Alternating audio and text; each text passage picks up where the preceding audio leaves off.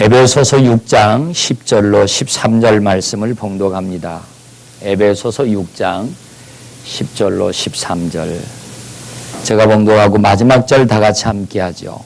끝으로 너희가 주 안에서와 그 힘의 능력으로 강건하여지고 마귀의 관계를 능히 대적하기 위하여 하나님의 전신갑주를 입으라. 우리의 씨름은 혈과 육을 상대하는 것이 아니요 통치자들과 권세자들과 이 어둠의 세상 주관자들과 하늘에 있는 악의 영들을 상대함이라. 그러므로 하나님의 전신갑주를 취하라. 이는 악한 날에 너희가 능히 대적하고 모든 일을 행한 후에 서기 위함이라. 아멘. 한번 따라할까요? 능히 서기 위하여. 서도 가까스로 쓰는 것이 아니라 능히 서기 위하여. 오늘 이 말씀을 듣고 난 이후에 저와 여러분은 이미 여러분이 능히 서 있는 여러분을 발견하게 될 줄로 믿습니다. 이런 말이 있어요. 산을 타다가 만약에 길을 잃어버렸을 때는 골짜기를 헤매지 말고 높은 곳으로 올라가라. 그런 말이 있습니다. 왜냐하면 높은 곳에 올라가 보면 길이 보이기 때문에 그런 것입니다. 운동선수들이 세계적인 스타라 할지라도 그 훈련 중에 가장 놓치지 말고 항상 해야 하는 운동이 있는데 그것은 달리기라고 합니다. 구보를 통해서 기본적인 기초 체력을 늘 점검하지 않으면은 어제까지 가지고 있었던 그 실력이 오늘부터 퇴보한다는 것입니다. 최고의 스타라 할지라도 스타 플레이어라 할지라도 그 기본 운동인 이 구보, 달리기를 빠뜨리지 않고 끊임없이 오늘 또 달리고 있는 것입니다. 신앙생활에도 아주 중요한 기본이 있습니다. 그게 뭘까요? 오늘 사도 바울이 우리에게 해주고 싶은 이야기가 바로 그것입니다. 이 기본을 우리가 갖출 수만 있다고 하면 저와 여러분의 평생의 삶이 그냥 거저되는 건 아니에요. 이 기본, 달리기를 끊임없이 해야 하듯이 내 삶에 이러한 영적인 놀라운 습관이 정착되어서 오늘 또 내일 또 그리고 그 다음 날도 끊임없이 내 마음에서 계속 그것이 이루어질 수만 있다면 저와 여러분들에게는 이기고 그리고 길이 보이고 그리고 승리하게 되어질 줄로 믿습니다. 바울이 쓴 13개의 성경 내용을 가만히 보면 그 바울의 신학의 중심 사상 하나가 아주 유유히 흘러가고 있는데 두 가지 기둥이 있어요. 하나는 그리스도 안에, in Christ. 그리스도 안에라고 하는 말과 그리고 십자가의 복음과 부활의 신학. 이 두 기둥으로 사도 바울의 신학은 정리할 수가 있습니다. 그리스도 안에서 하나님과 관계하는 것.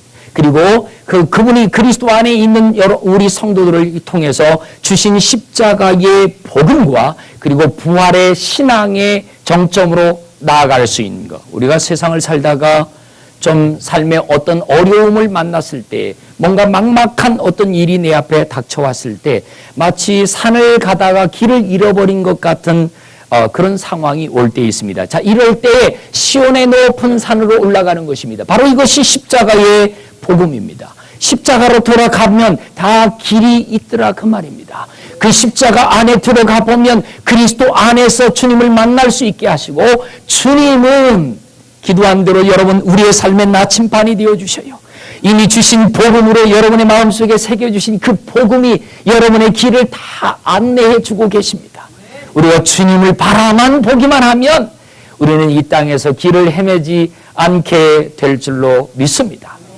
자, 이 에베소 도시에 있는 에베소 교회, 그렇게 활발한 큰 교회는 아니었지만 사도 바울이 에베소 도시에 도착했었을 때는 바울의 사역 전도 여행으로 2차 전도 여행 때 잠깐 방문했고 3차 전도 여행 때 에베소에 2년을 머물러 목회를 했습니다.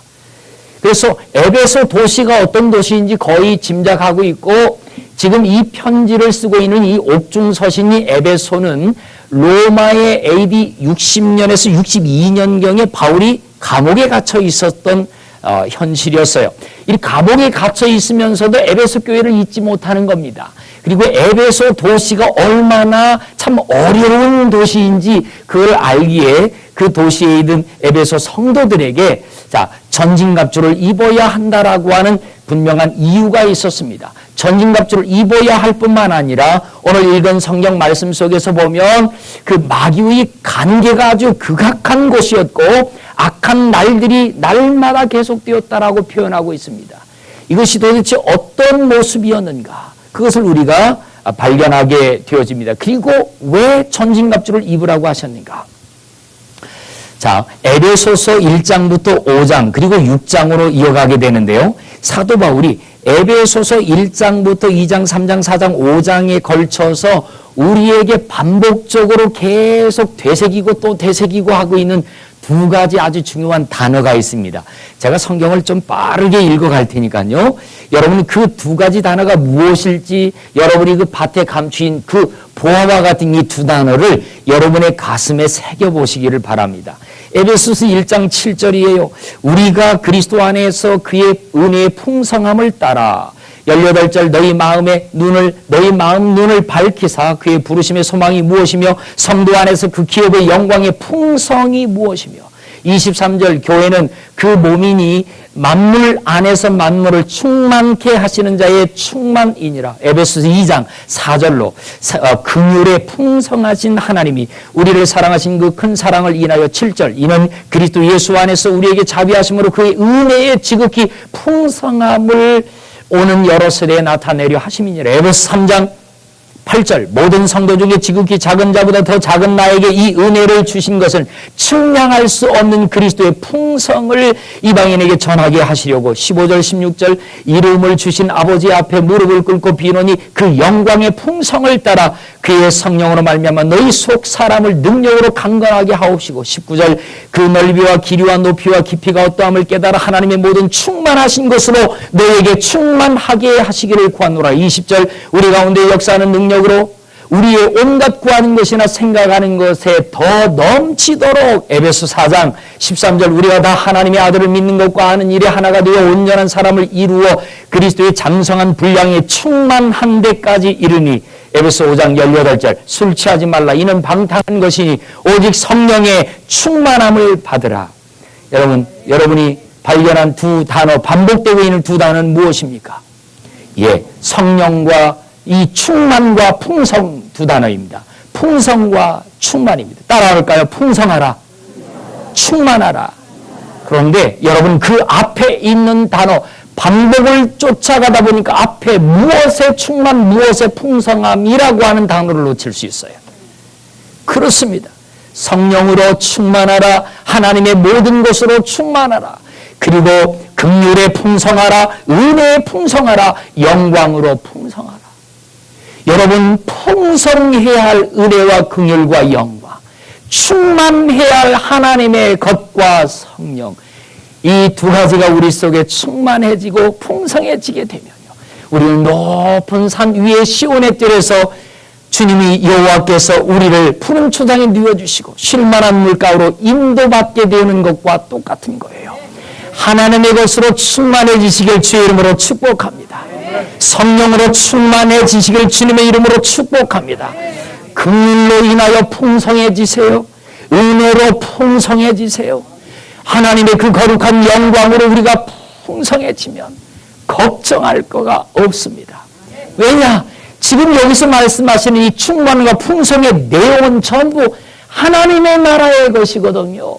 하나님의 나라로부터 오는 이 놀라운 영적인 재질은 이 세상에 의해서 좌우되거나 흔들거리지 않는 것이에요. 그래서 이 풍성과 영광으로 충만함으로 우리 속에 가득 채워 넣기만 하면 그것이 사실은 전진갑주인 것입니다. 자, 이것을 이렇게 풀어가고 있는 거예요. 여러분 성경 함께 읽어볼까요? 에베소 6장 11절 다 같이 함께 읽습니다. 시작. 마귀의 관계를 능히 대적하기 위하여 하나님의 전신갑주를 입으라. 여기 보면 마귀의 관계를 능히 대적하기 위하여, 가까스로 이기기가 아니라 능히 대적하기 위하여 이것 입으라. 자, 6장 13절 가볼까요? 다 같이. 그러므로 하나님의 전신갑주를 취하라. 이는 악한 날에 너희가 능히 대적하고 모든 일을 행한 후에 서기 위함이라. 모든 일을 행한 후에 서기 위한다. 모든 일을 행한 후에 서기 위한다라고 하는 말. 모든 일. 자, 모든 일은 현실이죠. 상황입니다. 상황. 근데 모든 일을 행한 후에를 11절에서는 마귀의 관계라고 하는 토양 속에라고 하는 말입니다. 에베소 도시의 풍토 상황, 문화, 도시 상황. 자, 이런 상황 속에서 마귀의 관계가 가득한 상황 속에서 이 상황이 하루 끝나고 마치는 것이 아니라 모든 악한 날, 이 날은 어제도 오늘도 계속 이어지고 있는 그 날들입니다. 언제 끝날지 모르는 환란적 상황, 도시문화 속에 이 가득 찬 이 마귀의 그 간계함이 가득한 이런 상황에서 악한 날이 계속되고 있는데, 그럼에도 불구하고 그 관계 속에서도 능히, 악한 날들 속에서도 능히 이겨내고 승리할 수 있는 비밀, 이게 전신갑주를 입고 취하는 것이다 이 말이죠. 입으라 취하라 명령입니다. 해도 되고 안 해도 되고의 그 선택사항이 아니라 필수 과목입니다. 이건 코어 코스예요.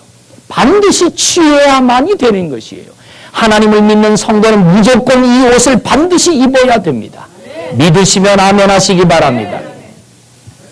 그렇다면 마귀의 관계라고 말할 것까지 뭐 그렇게 있나? 그런데 이 사도 바울이 에베소에서 2년을 살아보니까 이 에베소 도시가 정말 그럴 법해요. 마귀의 관계, 마치 노아의 때에 그 당대의 사람들이 죄악이 너무 관영해서 하나님이 더 두고 보기에 희망이 전혀 없어서 싹 쓸어버리고 새로운 사람들로 새 역사를 시작할 만큼 에베소 도시가 사실은 그와 마찬가지였다라고 하는 것입니다. 에베소 도시가 왜 그러느냐면 소아시아 근동에서도 상당히 부유한 이 도시 중에 하나였어요. 거기에 25,000명이나 수용할 수 있었던 극장이 있었는가 하면 세계적으로 유명한 7대 불가 사이에 아데미 신전이 있었습니다. 이 아데미 신전은 세상의 타락을 조장하는 여신입니다. 그런데 이 여신의 그 신전을 보기 위해서, 그 웅장함을 보기 위해서 세계 각지에서 그 아데미를 숭배하는 사람은 순례를 위해서 오는 거고, 많은 사람들은 관광을 위해서 오는 겁니다. 당시에만 그 도시 안에, 그 작은 도시 안에 30만 명의 인구가 살았다고 합니다. 관광지요, 항구도시요, 경제적으로도 많은 부유한 도시였습니다. 사람들이 와서 관광을 하기 위해 오니까 얼마나 많은 물질들을 들고 와서 관광을 하게 되겠어요. 그러니 거기에는 자연히 숙박업소가 늘어나고 먹을 음식들이 늘어나고 퇴폐적인 문화들이 정말 창궐하게 되어진 겁니다. 이런 도시 문화 속에서 하나님을 신앙하고 살아가려고 하는 믿음의 사람들이 예수 그리스도를 받아들이는 순간 이 상황이 어떻게 되느냐면, 그 에베소 도시 전체가 마귀의 관계로 가득해 있기 때문에 우리가 그 속에서 그리스도를 받아들이고 신앙으로 살겠다라고 하는 순간부터 그 에베소 도시로부터 이 사람은 완전히 적이 돼버리고 마는 것입니다. 여러분, 이러한 형국이었던 거예요. 이럴 때 사도 바울이 에베소 있는 도시에 2년 동안 목회하고 떠나서 이제 로마에 갇혀 있었던 이 사도 바울이 얼른 편지를 쓰면서 하는 말입니다. 에베소 6장 12절 같이 볼까요? 다 같이. 우리의 씨름은 혈과 육을 상대하는 것이 아니오 통치자들과 권세들과 이 어둠의 세상 주관자들과 하늘에 있는 악의 영들을 상대함이라. 에베소 도시를 사도 바울이 기억할 때 뭐라고 말했냐면, 거기에 있는 정사나 권세나 그 다음에 그 통치자들이나 이 모두가 다 악의 영들과 함께 더불어 뭐예요? 마귀의 관계에 의해 완전히 사로잡혀 있는 것을 보았다고 말입니다. 어떻게 해볼 수가 없는 거예요. 정치적으로 사람들을 귀합해서 대적할, 이 기독교는 그런 것이 아니잖아요. 그 아무리 기도해도, 아무리 찬송해도, 아무리 복음대로 정말 몸부림치려고 해도 도대체 채 이겨낼 것 같지 못할 이것이 에베소 도시의 상황이었어요. 그런데 그 속에 있는 크리스찬들에게 희망을 잃지 말고 전진갑주를 취하라. 너희를 통해서 그 마귀의 관계를 파할 수 있는 능력이 있다. 전진갑주를 입으라. 너희를 통해서 악한 날에 너희의 날개를 펼쳐갈 수 있다. 이렇게 선언하고 있는 것입니다. 은혜에 풍성하라. 성령으로 충만하라. 하나님의 모든 것으로 충만하라. 할렐루야. 그렇습니다. 그렇게 하면 이길 수 있다라고 하는 것이에요. 여러분, 오늘 우리가 살아가고 있는 현재 이 시대를 우리가 바라보면서 여러분이 이제 복음을 들고 나가보면 현장에서 느끼는 느낌이 어떠신가요? 과거 우리가 전도에 섰을 때의 그 느낌과 얼마나 많은 어려움이 있습니까? 얼마나 많은 정말 이 뻑뻑함이 있어요, 여러분. 뭔가 흘러가지를 않아요. 마치 바위와 같이 이런 세상에 뭔가 그 따뜻함이 점점 식어져 가고 있는 현실이라 이 말이죠. 이러할 때 하나님이 우리를 통하여 저와 여러분을 통하여 이 세상에 차가워지고 있는 이 세상에 햇빛이 되라고 빛이 되라고 해오름이 되게 해 주신 줄로 믿습니다. 이 세상을 향하여 따뜻한 그리스도의 복음과 그리스도의 사랑, 긍휼과 풍성한 영광을 드러내라고 우리를 이렇게 불러주신 줄로 믿으시기를 바랍니다. 자, 이런 상황이라 할지라도 하나님의 교회는 역사적으로 어느 시대나 설령 노아의 때라 할지라도 노아라고 하는 인물 그 가정을 선택해서 새 역사의 희망을 말씀하고 있었죠. 방주라고 하는 역청 안팎으로 발라진 그 전진갑주를 입혀놓고 그 역사의 주인공들을 새 역사로 이끌어내는 것을 보면 여러분 어느 시대나 세상이 아무리 어두워져도 그 속에서 유유히 복음의 빛을 발하는 생명력 있는 그리스도인들이 있더라 그 말이에요.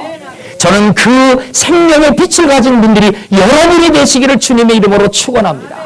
그러기 위해서 어떻게 해야 할까요? 능히 서기 위하여 능히 설 수 없을 것 같은데 결국은 서서 악한 날도 다루고 마귀의 관계도 다루어서 그 속에 희망을 외칠 수 있는 능히 설 수 있는 사람은 어떤 사람이어야 할까요?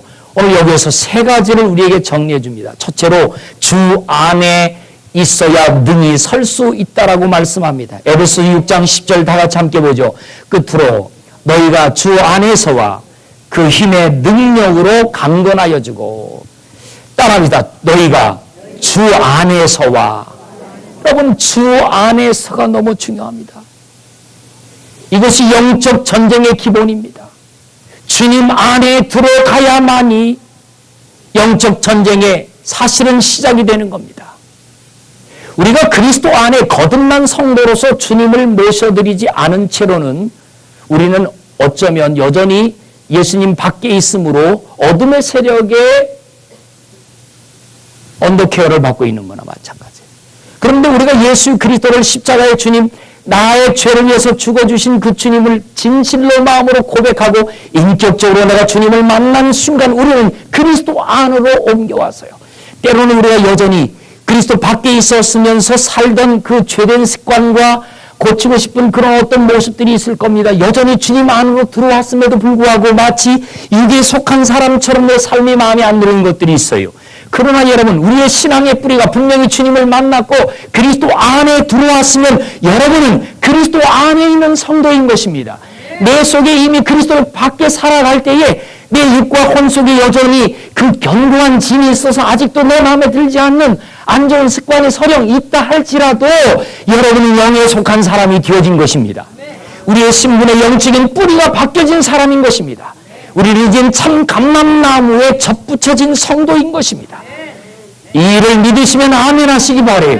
우리는 주 안에 있는 거예요. 주 안에 있는 그 자리가 바로 승리의 자리입니다. 그분 안에 있어야만 우리는 결국 이겨내는 것입니다. 어둠의 세력들은 그리스도 안에 들어와 있는 성도들임에도 불구하고 택한 백성이라도 끝까지 유혹하고 넘어뜨리려고 한다고 했습니다. 두루 삼킬 자를 삼키려고 찾고 또 찾는다고 했습니다. 여러분 요즘은요 세상에 참 하수산합니다.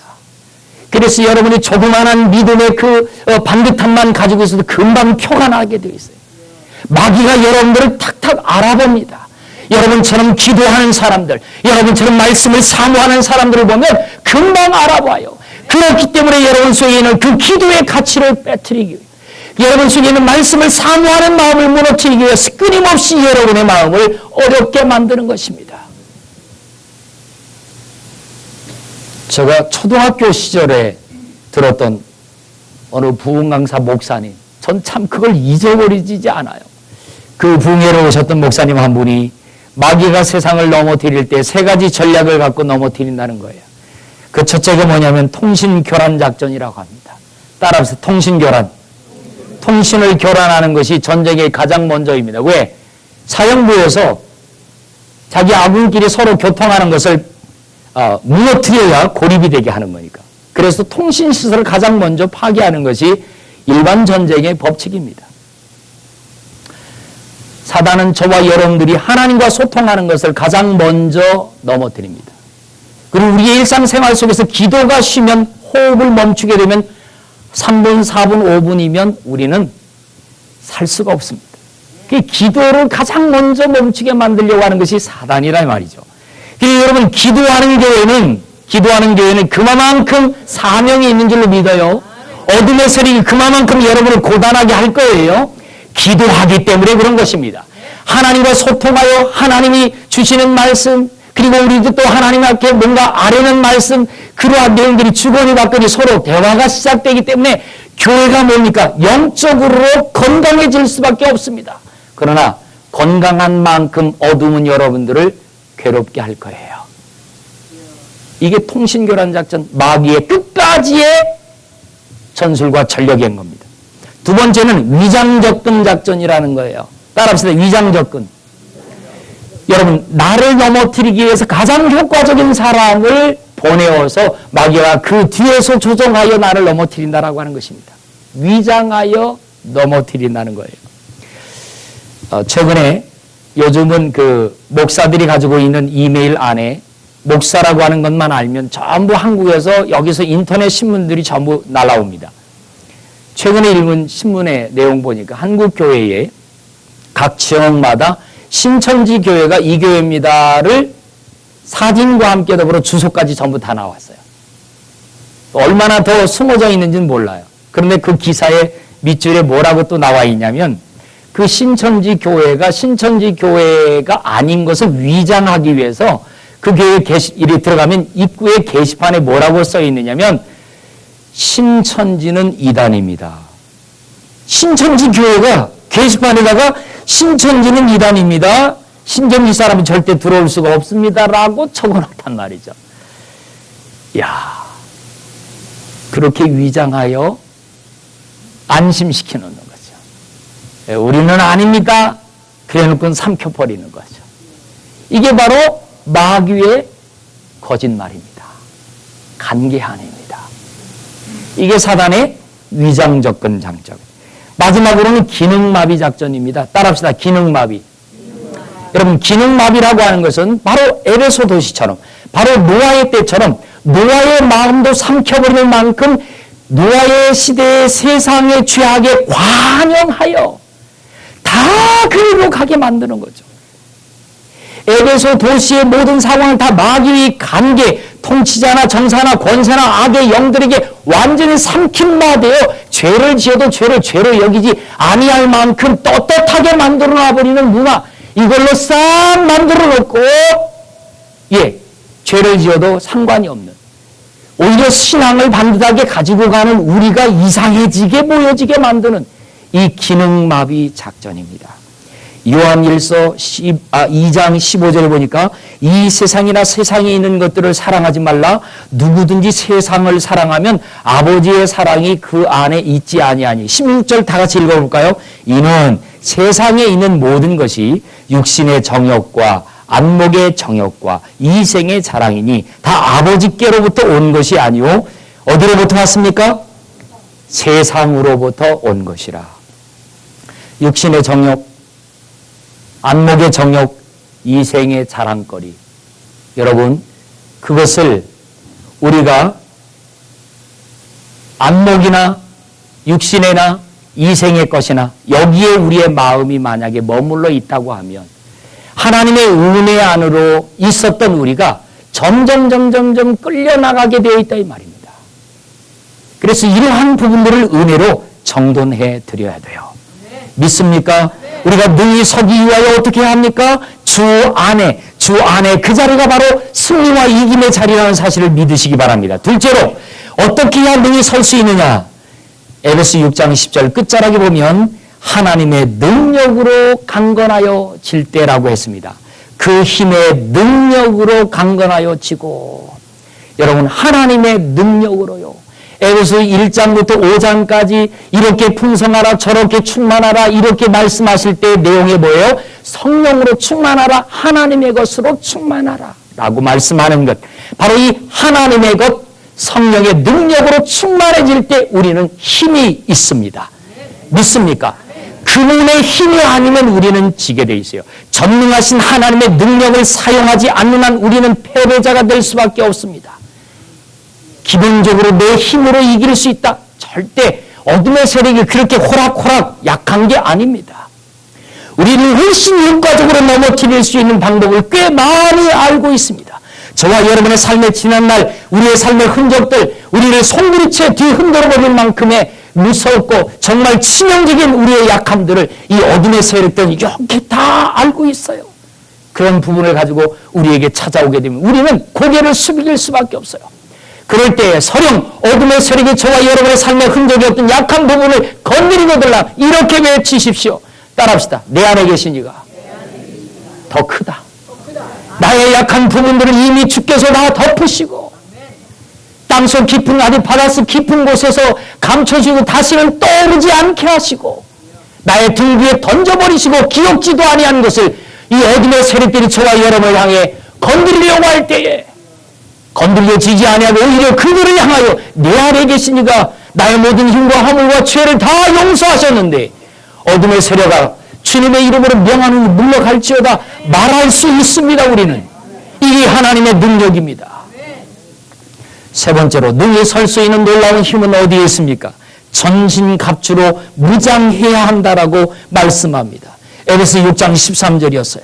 그러므로 하나님의 전신갑주를 취하라. 이는 악한 날에 너희가 능히 대적하고 모든 일을 행한 후에 서기 위함이라. 전신갑주로 무장해야 합니다. 되새겨볼까요? 전신갑주가 무엇이었습니까? 첫 번째 주와 두 번째 주 저는 이런 말씀을 드렸어요. 첫 번째 주 노아를 통해서 우리는 전신갑주는 방주 안팎으로 발라져 있는 역청이 바로 전신갑주의 상징이라고 했어요. 다윗이 입은 전신갑주는 무엇이었습니까? 여호와의 이름을 쓸 수 있는 능력이라고 그랬어요. 사무엘상 17장 45절 다윗이 블레셋 사람에게 이르되 너는 칼과 창과 단창으로 내게 나아오거니와 나는 만군의 여호와의 이름 곧 네가 모욕하는 이스라엘 군대의 하나님의 이름으로 너에게 나아가노라. 여러분 이때 당시 여호와의 이름은 누구나 아무나 함부로 이렇게 부를 수 있는 이름이 아니었어요. 여호와의 이름을 망령되이 일컬으면 큰일 났어요. 그런데 다윗이 내 주 여호와 만군의 여호와의 이름으로 너에게 나간다고 할 때 그 다윗이 던진 돌멩이 하나 속에 여호와의 힘을 나타내 주세요. 그러니까 다윗을 너는 내 이름을 쓸 수 있는 사람이야 고 인정해 주는 것입니다. 여러분 여호와의 이름을 쓸 수 있는 권세자가 되어야 될 줄로 믿습니다. 여러분 초대교회 사도들은 어땠어요? 초대교회 사도들 미문에 앉아있는 한 형제를 일으켜 세울 때 베드로가 내게 있는 것 내게는 없지만 내게 있는 것으로 너에게 주노니 나사렛 예수 그리스도의 이름으로 일어나 걸으라. 예수 그리스도의 이름을 주고 그에게 일어나 걸으라 했더니 그의 상황, 그의 지금까지 한 번도 걸어보지 못했던 그 어려운 공고한 상황을 박차고 일어나는 겁니다. 바로 이것이 일어서게 만드는 것입니다. 너희 일어서리라.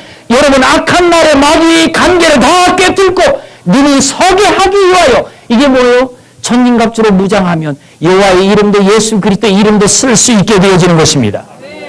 그리고서 사도 바울 이 사도들이 깨달은 것이 뭐냐면 예수 그리스도의 이름 안에 이름을 쓸 수 있는 권세가 열리고 난 다음에 그들이 한 가지 아주 중요한 걸 깨달은 게 뭐냐면 우리가 예수 그리스도의 이름으로 무장한 우리가 이제 이거 여기서 멈추지 말고 나와 함께하고 있는 수많은 무리들에게 그들에게도 전신갑주를 입혀야 된다라고 하는 것이 사명으로 온 거죠.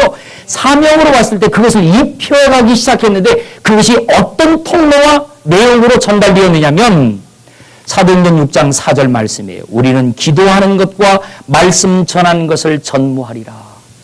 이거였단 말이에요.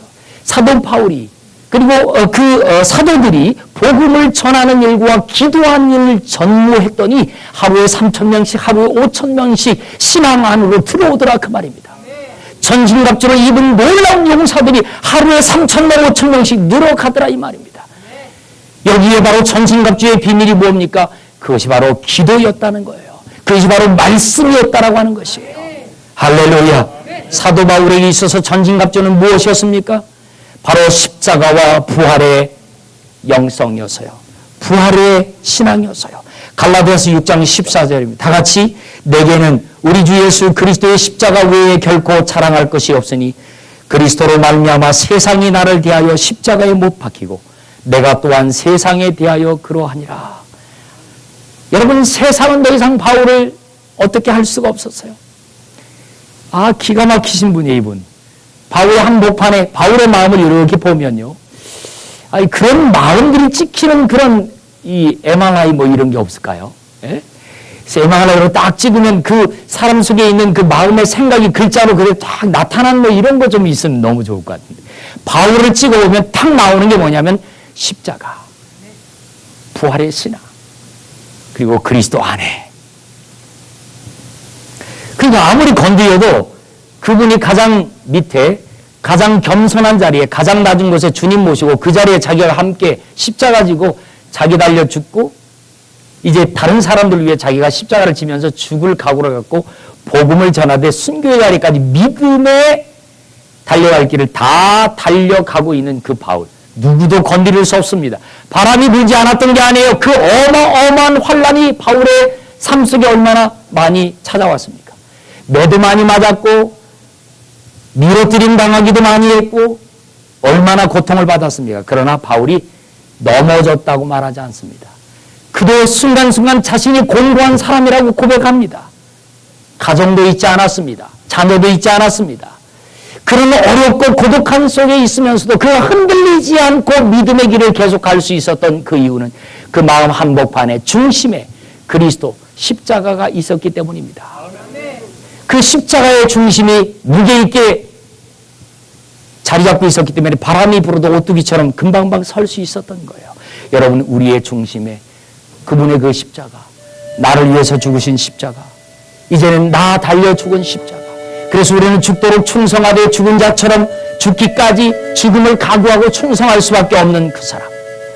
사단이 바울에게 찾아와서 자꾸 건드려도 바울은 반응이 별로 없어요. 왜? 그는 이미 육적으로는 이미 세상에 대하여 십자가에 이미 못을 박아버린 사람이었기 때문에 암흑의 정욕, 육신의 정욕, 인생의 자랑거리가 아무리 바울에게 찾아와가지고 유혹을 하려고 해도 가문을 가지고 찾아와도 정치적으로 나라의 명예와 권세를 가지고 찾아와도 바울은 꿈쩍하지 않았어요. 왜? 이미 그러한 것들로 인하여는 마음이 하나님께 드려졌고요.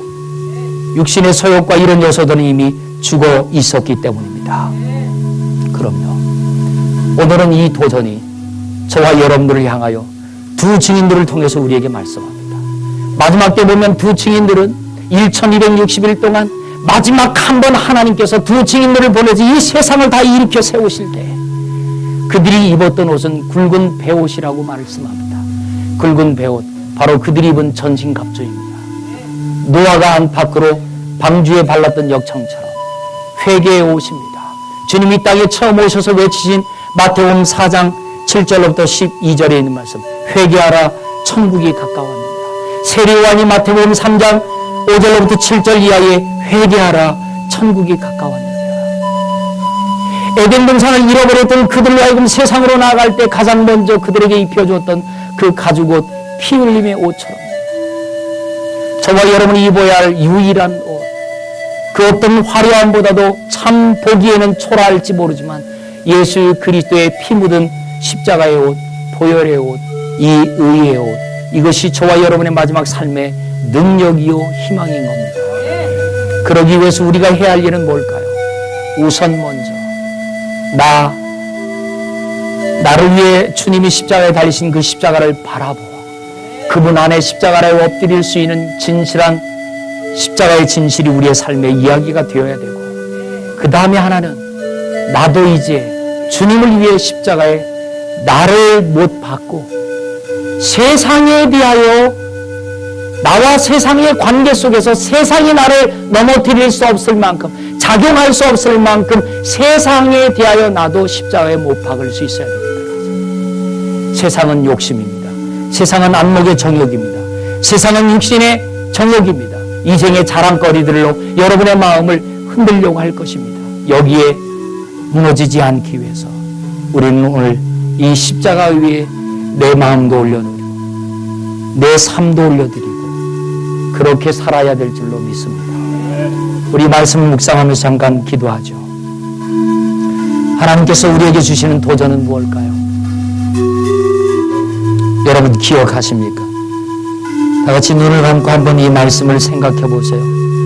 바로 여러분이었고 우리의 어머니 아버지들이었습니다. 1907년도에 평양으로부터 시작된 복음의 역사가 한반도를 기도의 물결로 출렁거리게 했었죠.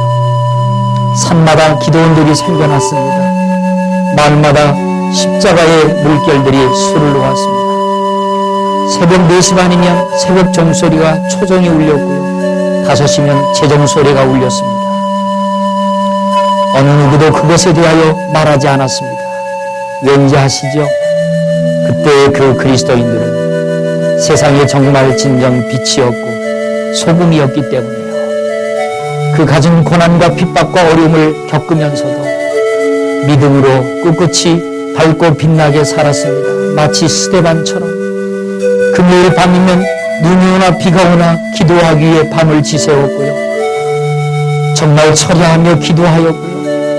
십자가로 통곡하며 눈물로 밤을 지새웠던 날들이 하루 이틀이 아니었습니다. 줄이고 목마르면 금식했고 배고프면 있는 것도 나누면서 이웃과 함께했던 것, 그것이 바로 우리 부모님들의 신앙이었습니다. 그분들이 세상적인 학문을 볼 때 많이 배우지는 못했지만 귀한 분들이 많았죠. 시골 교회 장로님들, 교회 하나 둘 셋 영수님들로서 교회들을 섬기며 오고 가며 자전거를 타고 분지 오고 갔던 우리의 신앙의 선배들이었습니다. 바로 여러분의 아버지들이었고 바로 여러분들의 과거의 신앙의 아름다운 모습이었습니다. 이미 그 한 번의 시간을 지내왔던 여러분의 신앙은 결코 지워지지 않습니다. 삶이 고단하여 잠깐 내려놓았을지는 몰라도 그것이 없어지지 않습니다. 하나님은 오늘 이 복음의 이야기를 통해서 여러분 속에 있는 주님의 역사를 다시 한번 시작하기를 소망합니다. 내가 너희를 쓰고 싶다라고 말씀합니다. 너희로 하여금 이 세상에 정말 눈이 서게 하고 싶다라고 말씀합니다. 지금까지 잘 달려와 주신 것에 대하여 여러분에게 고마워합니다. 수고했다라고 격려합니다. 잘하셨습니다. 그러나 잘하고 있기에 더 잘해다오 라고 부탁하는 주님의 이 도전 앞에 여러분은 어떻게 하시겠습니까? 마음은 여시고 다 같이 자리에 일어서신 채로 한번 이 찬양과 함께 여러분 마음속에 제가 여러분을 위해서 이 찬양을 함께 좀 나눴으면 좋겠는데, 여러분의 마음의 문을 열고요. 여러분이 처음 만났던 그 놀라운 시간 앞에 주님과 만났던 그 감격스러운 그 역사적인 상황, 그 현실 앞에 다시 한번 돌아가서 처음 사랑을 회복하라고 하는 에베소 교회 성도들에게 주신 도전처럼 여러분 이 찬양의 알사에 여러분의 마음을 올려놓으셨으면 좋겠어요. 십자가 그 위에